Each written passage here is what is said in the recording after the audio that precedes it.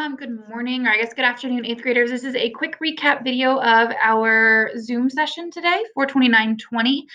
Just a quick few announcements before we get started. You had Monday's poetry activity with a suggested due date of today. We are assigning something new today with a suggested due date of Friday, and then we'll also have a Flipgrid for Friday. This will probably be our last week where we do kind of our traditional Flipgrid, and we're going to be doing something a little bit different next week, I think. Also, be checking your emails. We have some high school registration emails coming from Mrs. McComas from the high school. We'll walk you through with videos how to register for your high school classes. So be on the lookout for that. And then if you are in advanced language arts, we are having a Zoom on Friday at 11:30 a.m.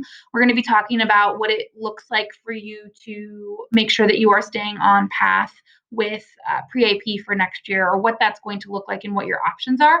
So if you are in advanced language arts, we will be sending you via Google Classroom, via email, and it will also be posted in the LA updates Friday at 11:30 a.m. So make sure that you are there for that. It's going to basically be Ms. Tresick and myself going over what your different paths are, and then we're going to open it up for questions.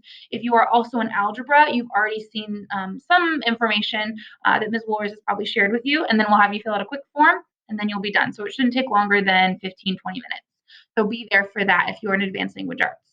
So switching gears, we asked you to look at different poems, pick one, read it, and then try and find a photo or take a photo. Take a photo or a few photos that matches with the lines in the poem or some specific stanzas, and talk about the connection between the two using that graphic organizer that we assigned in Google Classroom.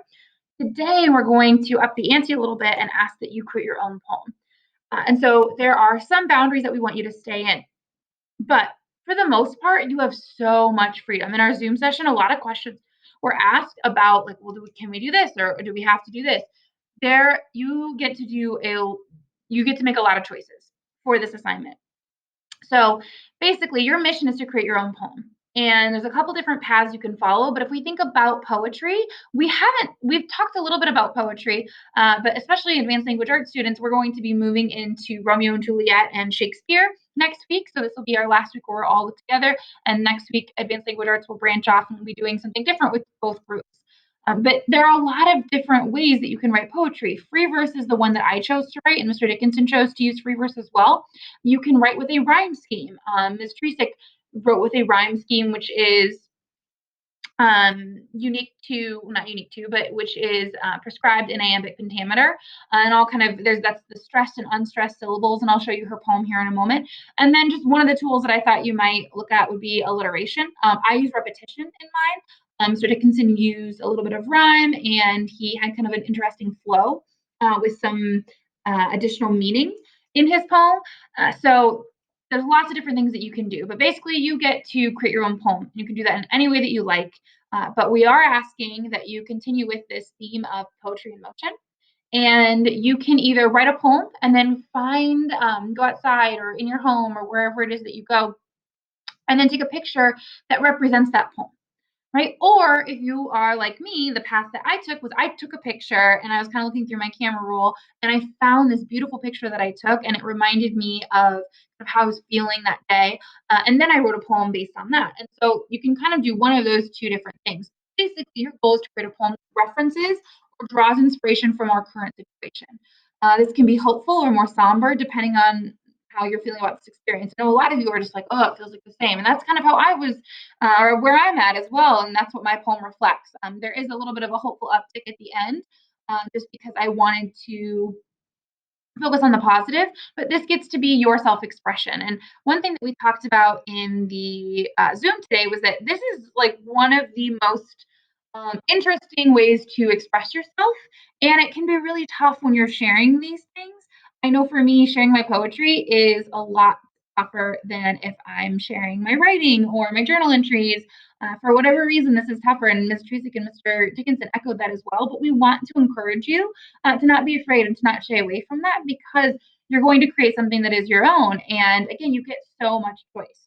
So I'm going to walk you through my process and how I created this poem. So first thing I did was I looked at my camera roll and I was thinking, like, okay, is there any great pictures that I've taken during the quarantine? And then I went outside and I was like, okay, well, I go for lots of walks. Like, I'm going to bring my camera with me. I normally listen to music, so my phone's with me.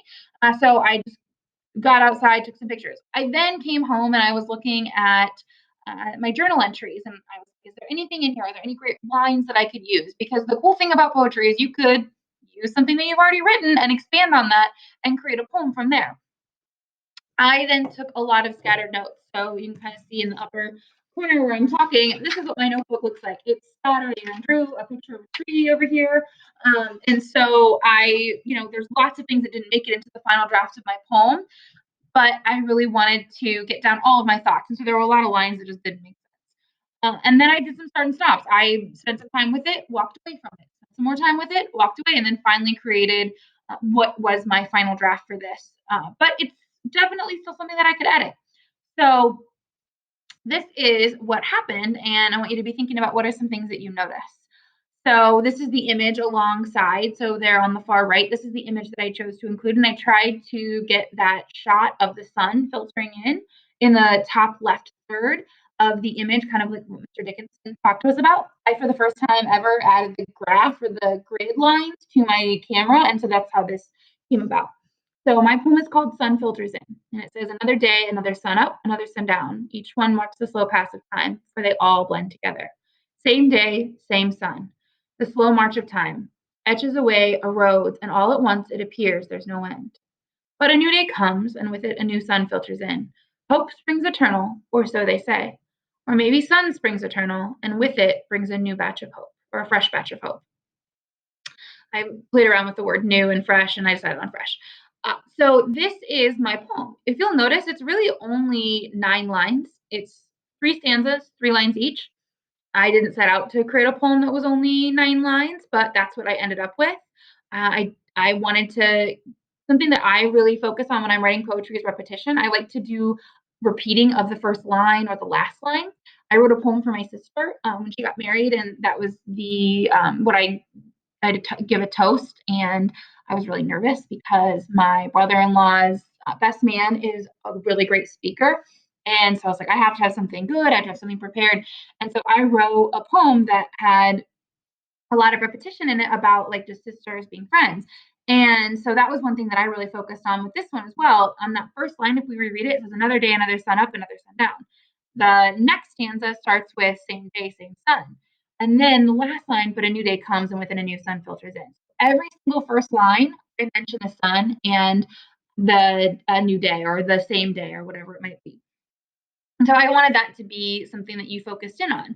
I also wanted to change the tone of the poem as it went, right? It kind of starts where it's a little bleak, right? There's not a lot going on. And then it's the same, like same thing every single day. And then, right, we get to that last one, and this is where the image really takes hold of that sun filtering in through the trees. And it just reminded me that I have so much to look forward to, and there's so many great things that I can appreciate that I normally didn't get to. I get to go outside so much more often than I would if I was in school. And so I want to be thankful for that, and that, there is a new day is coming. Hopefully, in the near future, we'll be able to be out and about and, hugging our friends and loved ones instead of staying inside and, 6 feet away from everyone.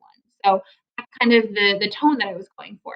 But if you'll notice, I don't really rhyme. I don't have any set syllables or meter that I'm using, and I just tried to keep a similar form to my stanzas. But if you'll notice, the lines are different lengths, and there isn't necessarily a flow that has to be created. So that is Freeverse. If we go to Padlet, which is where you're going to be submitting your poem this week, here's the link. So again, if we go back to your goal, you're going to create a poem that matches with an image. You're going to submit that instead of on Google Classroom, you'll be submitting that on Padlet. So the link is right here. It's also, if you look in the daily updates, if this will load here, this Padlet is right here as well. So I'm just highlighting it here. So you have a couple different places that you can find it. And so if we think about this Padlet, Mr. Dickinson created this Padlet, and he, myself, and Ms. Tracy, and now another student has already posted their example right after the Zoom. And so all you'll do is you will sign in with your Google Classroom, not your Google Classroom, I'm sorry, with your G Suite sign in, so your email, your Lewis Central account, And at the very bottom here, you'll click the plus button. You can also read. And so again, these are going to be ones that you can read of others. Mr. Dickinson's example, if you'll notice, he bolded the first word of each line, and that creates its own sentence as well. Ms. Tresick wrote in iambic pentameter. Oh, shoot, I didn't mean to move that. Ms. Tresick is iambic pentameter is something that Shakespeare used, and so it's the stressed and unstressed syllables. It's also 14 lines. If you'll notice that ours are just different lengths, and then each of us added a picture, so you can upload that. So you'll just click the plus button here, and then you can copy and paste with the title, and then this upload link here is where you can upload an image, right? And so there's the one that I uploaded from earlier. So that is how you will be turning things in. And then we'll just have a full list. You can like others. You could potentially it's kind of like Flipgrid, but it's for writing. So that's really all I have for you today. Again, this is your experience. You get to choose your process. This is my example and how I went about things. But you can choose to do this however you want. There's no set lines. There's no set stanzas. There's no set rhyme scheme. You get to choose. Really, the main boundary that we want you to stay within is we want to have a photo attached that connects to lines or your entire poem, and then that it's some sort of reflective piece about your experience right now and what you're going through. So if you have any questions, please email us. Please ask questions to your teachers. We are here to help. And then, or rewatch this video for some other ideas. But other than that, I hope you all have a wonderful rest of your week, and I'll hope to see you in Zooms on Friday and Monday. Have a great day.